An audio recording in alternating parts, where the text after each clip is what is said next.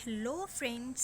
तो जैसे कि हमने लास्ट टॉपिक में देखा था स्ट्रक्चर एंड यूनियन, तो फ्रेंड्स आज का हमारा टॉपिक है स्ट्रिंग।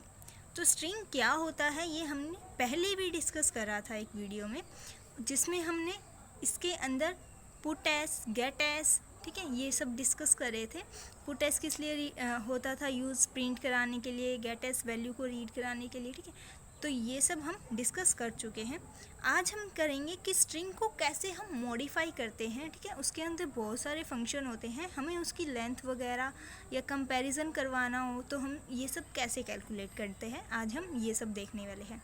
फ्रेंड्स, अगर आपको स्ट्रिंग का पूरा टॉपिक समझना है, इससे पहले जो मीन्स पहले मैंने वीडियो में कराया था एक, अगर आपको वो पूरा समझना है उसके बाद ये देखना चाहते हो तो उस वीडियो का लिंक मैं नीचे दे रही हूँ, ठीक है, वो देख लेना। तो स्टार्ट करते हैं।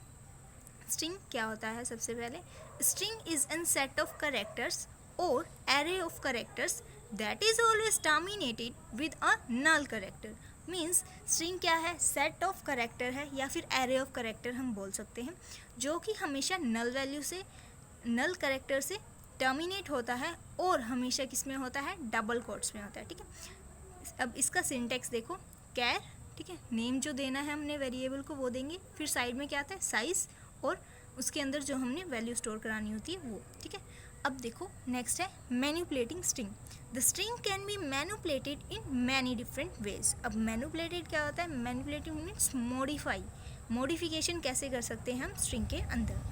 We can perform operations such as finding string length, comparing whether two strings are same or not, joining two strings, finding a character within a string, ठीक है। तो ये सब ऑपरेशन हम स्ट्रिंग के अंदर परफॉर्म कर सकते हैं। सबसे पहले हम देख रहे हैं लेंथ ऑफ स्ट्रिंग हम कैसे फाइंड करते हैं। The length of string is defined as the sum of total number of characters, ठीक है, जितने भी उसमें total number of character include हैं स्ट्रिंग के अंदर, including the blank space. Blank space भी वो इंक्लूड करेगा अगर वो नल कैरेक्टर से पहले है तो, ठीक है, मीन्स वो टर्मिनेशन होने से पहले है तो। It is possible that the size of array and the length of string stored in it are not same. अब ये क्या कह रहा है फ्रेंड्स? नीचे देखो एग्जाम्पल में ये कह रहा है कि साइज़ ऑफ स्ट्रिंग, जो हमने साइज़ दे रखा है 15, ठीक है, और इधर हमने उसके अंदर वैल्यू क्या स्टोर करा रखी है? कंप्यूटर। अब कंप्यूटर में कितने कैरेक्टर्स हैं? 8, लेकिन हमने साइज़ क्या दे रखा है? 15। तो ये ज़रूरी नहीं है कि ये दोनों चीज़ें सेम हों, डिफ़र भी कर सकती हैं, ठीक है फ्रेंड्स। अब हम एक एग्जाम्पल देखते हैं कि हम स्ट्रिंग की लेंथ कैसे कैलकुलेट करते हैं। देखो, hash include stdio.h, hash include conio.h, ये दोनों हमारी हेडर फाइल है।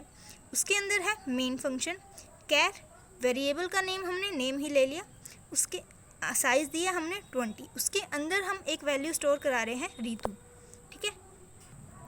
अब देखो इंट एन।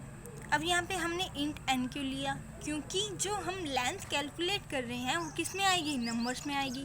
नंबर्स मीन्स हमें क्या डाटा टाइप लेना पड़ेगा? इंटीजर लेना पड़ेगा, ठीक है। और एन इसलिए लिया हमने फंक्शन को डिक्लेयर करने के लिए, ठीक है, हमने कौन सा फंक्शन यूज़ करना है, तो इसके लिए लेंथ कैलकुलेट करने के लिए फंक्शन यूज़ होता है strlen, ठीक है। और फिर उसके बाद जो हमने वेरिएबल का नेम लिया होता है हम उसको ब्रैकेट में वो लिखते हैं, ठीक है। तो हमने यहाँ नेम ही लिया था, वेरिएबल का नेम, तो हमने लिख दिया नेम। अब हमें क्या कैलकुलेट करना है? लेंथ ऑफ स्ट्रिंग, तो हमने प्रिंट क्या करवा दिया? Length of string is equal to %d, ठीक है। तो लेंथ कैलकुलेट कर देगा। लेंथ इसने क्या दी आउटपुट में हमारे को? 4 क्यों दी? क्योंकि हमने स्टोर क्या करवाया था? रितु, ठीक है, और उसमें कितने कैरेक्टर थे? 4, तो इसने हमारे को लेंथ दे दी 4, ठीक है फ्रेंड्स। तो इस ऐसे हम लेंथ कैलकुलेट कर सकते हैं स्ट्रिंग की। अब नेक्स्ट है कंपैरिजन ऑफ स्ट्रिंग्स।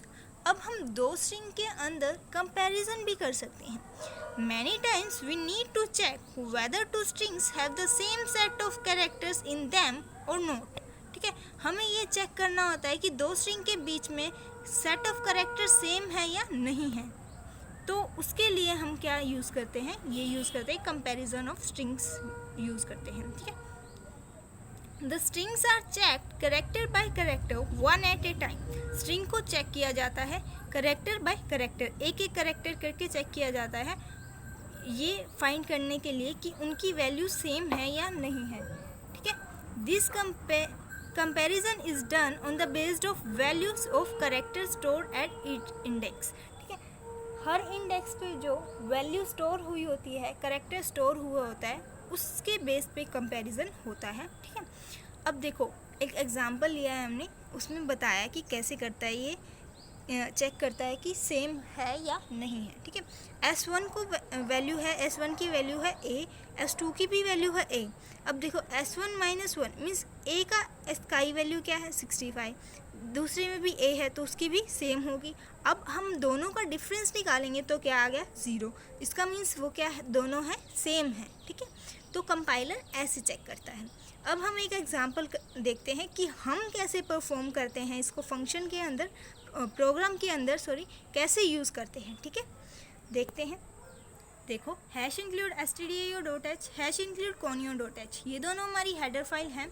इसके बाद मेन फंक्शन, फिर हमने क्या ले लिया, कैर क्या है, स्ट्रिंग डाटा टाइप ले लिया और उसके अंदर क्या वेरिएबल स्टोर कराया। तो S1 नाम का हमने एक वेरिएबल लिया, उसके अंदर वैल्यू स्टोर कराई जावा। ठीक है, कैर S2 नाम का फिर एक वेरिएबल लिया, साइज लिया 20, दूसरे में भी जावा वैल्यू स्टोर करा दी। इंट एन लिया। अब कंपैरिजन के लिए जो फंक्शन होता है वो होता है strcmp S1 S2। ठीक है, ये फंक्शन होता है।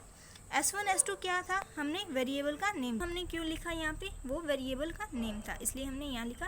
ठीक है, और इंट एन कंपैरिजन करना है, करेक्टर बाय करेक्टर काउंट करके करेगा तो हमने यहाँ n लेना पड़ा, और n के अंदर हम फंक्शन भी डिक्लेयर करते हैं इसलिए भी लेना पड़ा। अब ये क्या कह रहा है कि अगर n की वैल्यू क्या है 0 है तो मीन्स दोनों स्ट्रिंग मैच कर रहे हैं, बट अगर n की वैल्यू 0 नहीं है तो प्रिंट क्या करा दे, दोनों स्ट्रिंग मैच नहीं कर रहे। ठीक है, तो देखो हमारा आउटपुट क्या आता है, नॉट मैच। नॉट मैच कैसे आ गया, दोनों तो हमने जावा लिए थे।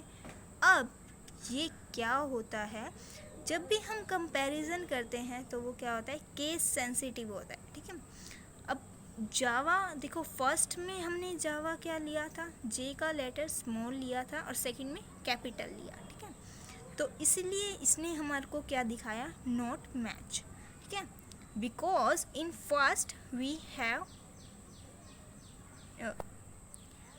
इन first Java J is small and in second J is capital. ठीक है, बट अगर हम ये चाहते हैं कि ये केस सेंसिटिव कंसीडर ना करे, तो अगर हम ये चाहते हैं कि केस सेंसिटिव कंसीडर ना करे तो हमें फंक्शन, अब हमने यहाँ कौन सा फंक्शन यूज़ करा था, strcmp, बट उसके लिए हमें कौन सा फंक्शन यूज़ करना पड़ेगा, strcmpi भी यूज़ कर सकते हैं हम, और stricmp, ये दोनों फंक्शन अगर हम यूज़ करते हैं तो केस सेंसिटिव कंसीडर नहीं करेगा। ठीक है फ्रेंड्स, तो ये था कंपैरिजन बिटवीन टू स्ट्रिंग्स कैसे करते हैं।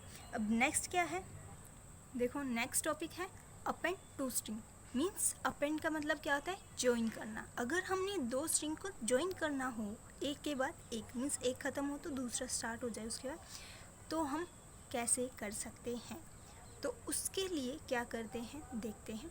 Many applications have a need to append one string at the end of another string। ठीक है, बहुत सारी एप्लीकेशन को ये नीड होती है कि वो एक स्ट्रिंग के बाद दूसरे स्ट्रिंग को अटैच कर सकते, ज्वाइन कर सके। दिस ऑपरेशन, इस ऑपरेशन को हम क्या बोलते हैं, इस प्रोसेस को कंकैटेनेशन ऑफ स्ट्रिंग्स भी बोल सकते हैं। The concatenation operation of second string on the first string when perform, जब ये ऑपरेशन परफॉर्म किया जाता है तो जो वो कंकैटेनेशन ऑपरेशन होता है वो क्या करता है, फर्स्ट स्ट्रिंग की वैल्यू को मॉडिफाई करता है जबकि सेकंड स्ट्रिंग की वैल्यू सेम रहती है। ठीक है, फर्स्ट की मॉडिफाई क्यों करेगा, क्योंकि उसके अंदर हमें और वैल्यू डालनी होती है सेकंड स्ट्रिंग वाली भी। ठीक है, अब देखते हैं इसका एग्जांपल कि ये कैसे होता है। वही सेम करना है, कुछ भी नहीं करना, बस फंक्शन लेना है हमने दूसरा, क्योंकि हर किसी के लिए अलग अलग फंक्शन होता है। ठीक है, hash include stdio.h, hash include conio.h header file है, मेन फंक्शन हो गया। ठीक है, उसके बाद क्या है, हमने दो स्ट्रिंग ले हैं, एक के अंदर जावा वैल्यू स्टोर कराई है, एक के अंदर प्रोग्रामिंग, ठीक है।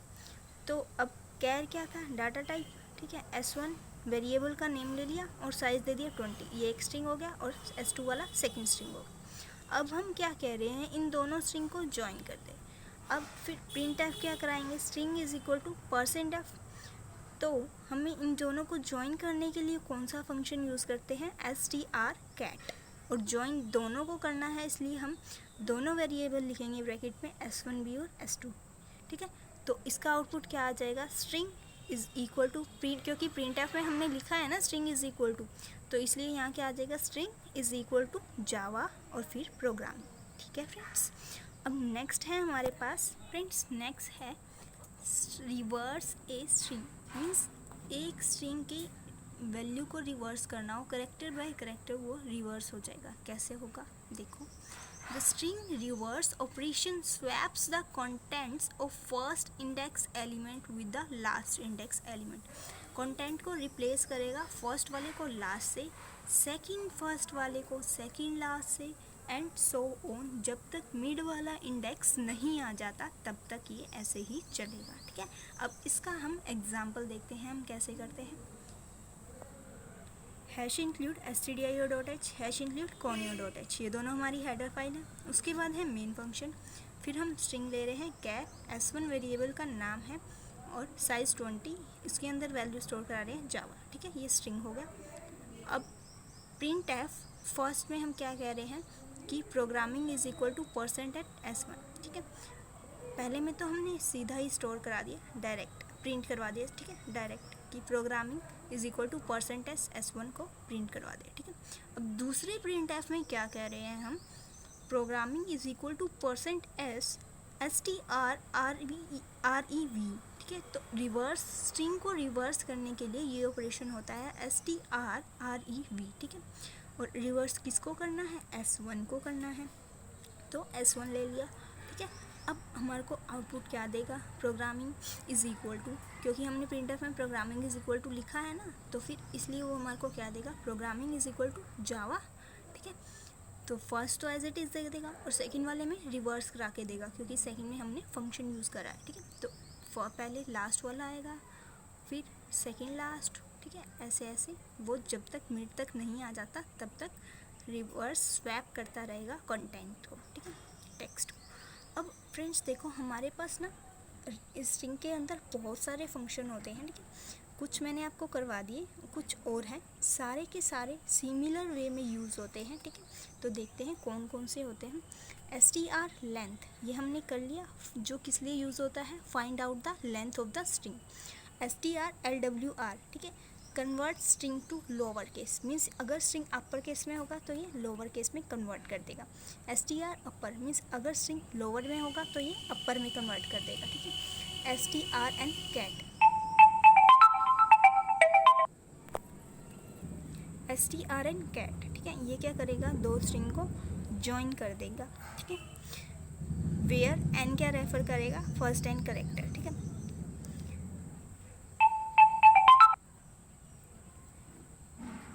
दो स्ट्रिंग को ज्वाइन कर देगा और n क्या रेफर करेगा, फर्स्ट n करेक्टर, ठीक है। strcpy किस लिए होता है, copying a string to another, means एक स्ट्रिंग को दूसरे स्ट्रिंग में कॉपी करने के लिए। strcmp किस लिए होता है, दो स्ट्रिंग को कंपेयर करता है with regards to case, means upper case lower case consider करके, ठीक है। stricmp और strcmpi ये दो स्ट्रिंग को कंपेयर तो करेगा लेकिन अपर केस लोअर केस कंसीडर नहीं करेगा, विदाउट रिगार्ड्स टू केस होगा।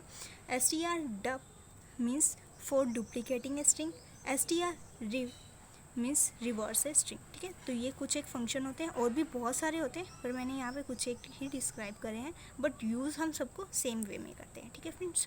तो ये था हमारा स्ट्रिंग का टॉपिक। नेक्स्ट टॉपिक होगा हमारा पॉइंटर का, ओके फ्रेंड्स। अगर आपको इसमें कोई भी प्रॉब्लम है then ask me in the comment section, and please subscribe the channel and like the video if you like it.